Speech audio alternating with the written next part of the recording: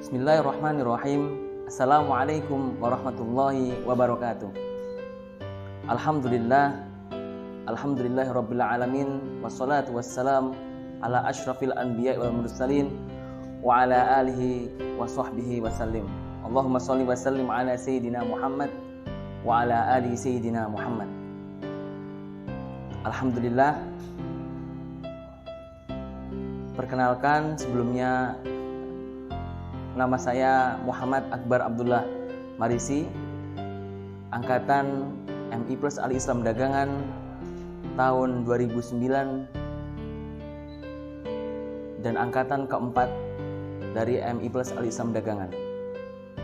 Alhamdulillah, setelah saya belajar di MI Plus, kami meneruskan studi di Universitas Al-Azhar Asy-Syarif Kairo, Mesir. Alhamdulillah, kita bisa dipertemukan di hari ini di bulan yang mulia, yakni bulan Ramadan. Qala Allah Ta'ala fi kitabihil karim, a'udzu billahi minasyaitonir rajim. Bismillahirrahmanirrahim. Ya ayyuhalladzina amanu kutiba alaikumus syiyam kama kutiba alal ladzina min qablikum la'allakum tattaqun. Ayat di sini memberikan kita penjelasan bahwa ada bulan yang Allah khususkan bagi umat Islam untuk berlomba-lomba mencari, berlomba-lomba memberi, berlomba-lomba melakukan kebaikan, yaitu di bulan Ramadan. Dan Allah telah mewajibkan bagi setiap insan muslim di dunia untuk melakukan ibadah puasa Ramadan.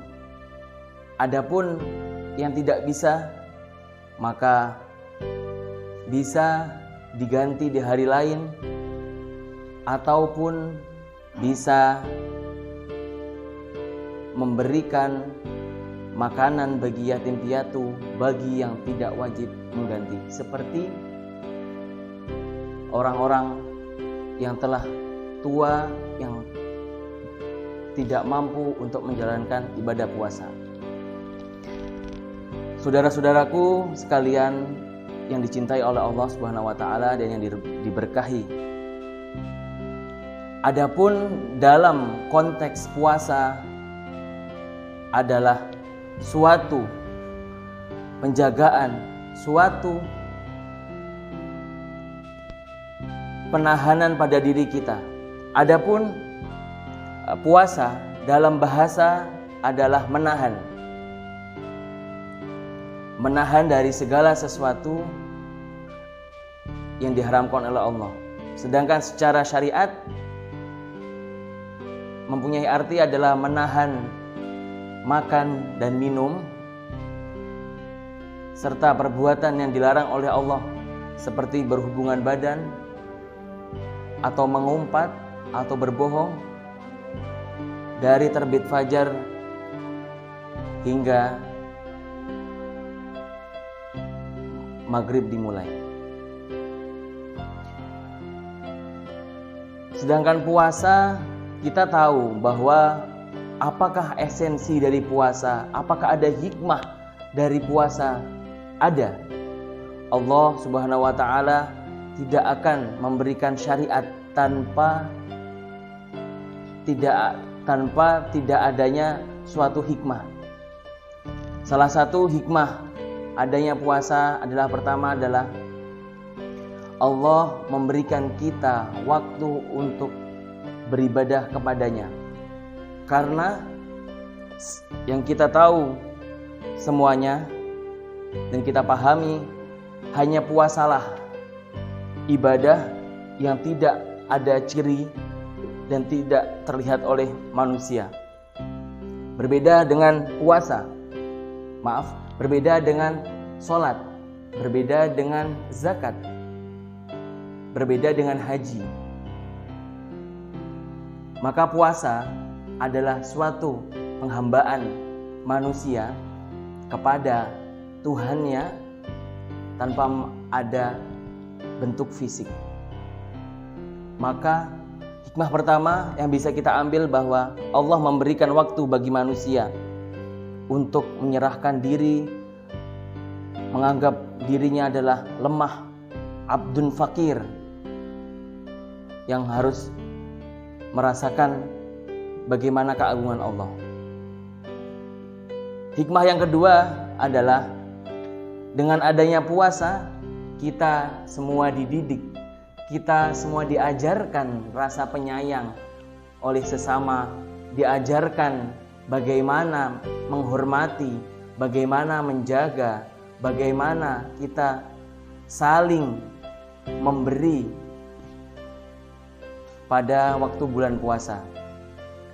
Kita tahu bahwa ketika bulan puasa kita tidak diperbolehkan banyak-banyak bermaksiat.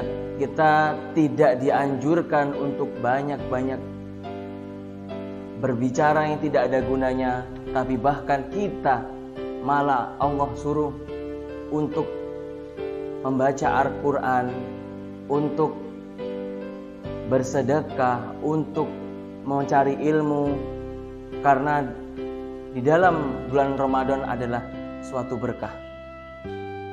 Qala Allah Ta'ala fi kitabihil karim, syahrul Ramadan alladzi unzila fihil Qur'an hudal linnasi wa bayyinatin minal huda wal furqan faman syahida minkumus syahr falyasum.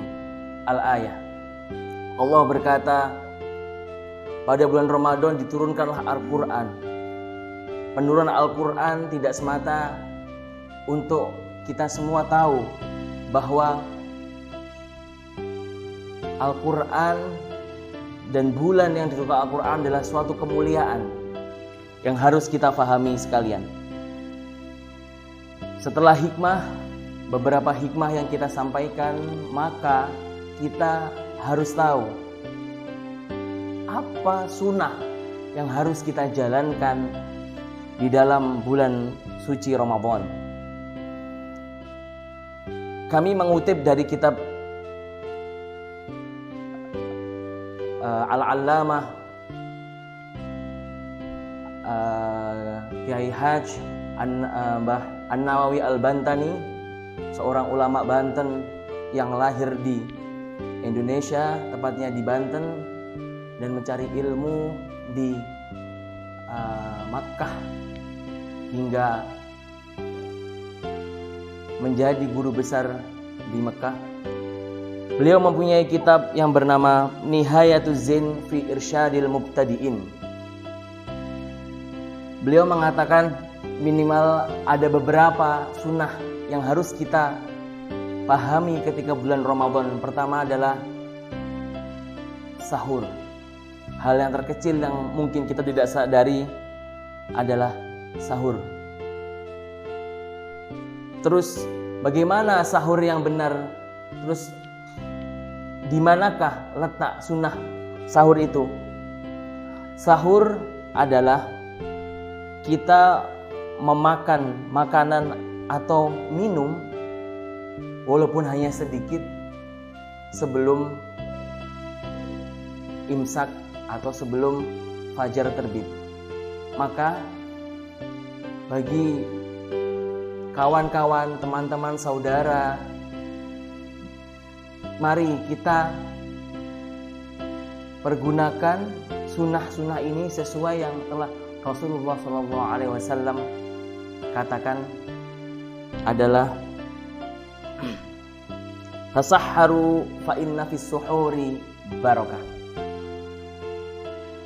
Rasulullah mengatakan bahwa marilah kalian bersahur, makan atau minum sahur. Kalau tidak ada nasi, bisa air minum. Kalau tidak ada, pastikan makan sahur dengan apa yang ada di depan kalian. Karena di situ Rasulullah mengatakan adalah adanya sebuah barokah. Pertama adalah makan sahur. Hal yang kedua, sunnah yang harus kita jalankan dan kita pahami adalah ta'jilul iftar atau menyegerakan berbuka puasa. Ayo kawan-kawan, saudara-saudara, Bapak Ibu yang merasa ketika azan diberikan oleh Allah rasa untuk berbuka puasa cepat, maka bersyukurlah karena di situ ada sunnah yang Bapak Ibu tahu atau tidak tahu. Ta'jilul iftar, makanlah. Rasulullah SAW ketika dulu beliau disyariatkan untuk puasa, ketika tidak ada makanan, beliau kalau tidak ada roti, beliau dengan kurma. Kalau tidak ada kurma, bisa dengan air. Tapi ketika ada susu dan madu, ketika sahur, maka dahulukanlah madu. Itu sunnah yang kedua yang dijelaskan oleh Kyai Haj Al-Allamah An-Nawawi Al-Bantani. Ta'jilul iftar atau bersegera untuk berbuka puasa. Yang ketiga adalah membaca doa-doa yang telah Rasulullah SAW ajarkan, seperti doa Allahumma laka sumtu wa bika amantu wa ala rizkika aftartu dhahabat dhama'u wa btallatil uruqu wa sabatal ajru insyaallah. Jangan lupa untuk membaca doa ini sebelum berbuka puasa. Adapun doa yang sama-sama kita tahu yang lebih mudah dan sering kita fahami, kita dengar adalah Allahumma laka sumtu wa bika amantu wa ala rizkika aftartu bi rahmatika ya arhamar rahimin. Itu sudah lebih dari cukup untuk berdoa dalam berbuka puasa. Maka saudara-saudaraku, Bapak Ibu sekalian atau pemirsa, jangan lupa untuk membaca doa sebelum makan, membaca doa sebelum berbuka puasa. Hal yang selanjutnya adalah membersihkan diri atau mandi besar atau berwudu, setidaknya membersihkan celah-celah tubuh ketika sebelum sholat subuh atau ketika menjelang fajar. Apa gunanya kita membersihkan hal itu? Karena di situ kita menyambut kita menyambut berpuasa di pagi hari, kita menyambut puasa di bulan suci Ramadan dengan rasa antusias yang tinggi, dan kita memberikan keadaan suci kita ketika akan melakukan puasa Ramadan. Dan yang terakhir di antaranya adalah menahan lisan, menahan segala perbuatan lisan ataupun perbuatan yang menyakiti atau tidak berkenan terhadap makhluk Allah Subhanahu wa taala. Jangan Bapak Ibu, kawan-kawan mengira makhluk Allah yang punya perasaan hanya manusia. Tidak. Kita harus menghormati atau memberi kasih sayang. Tidak